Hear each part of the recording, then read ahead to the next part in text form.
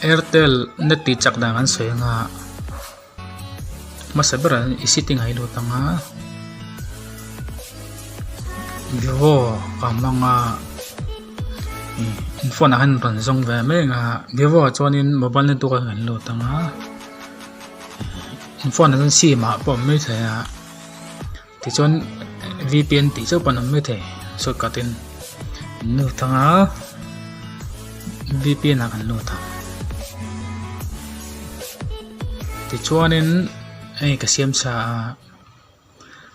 karing mai nga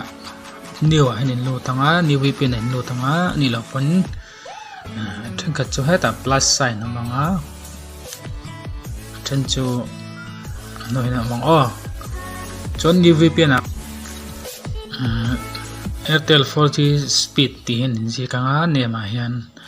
VPN ayan Airtel gprs.com din je kanga proxy kan je kanga port kan je kanga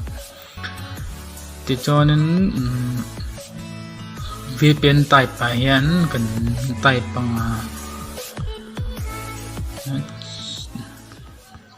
ti chonin VPN protocol kan set nga VPN round protocol ang set bukanga dagan hinda na nga tison in phone ka in select nga tayan in sim chapakan VPN sim chapakan phone si so nga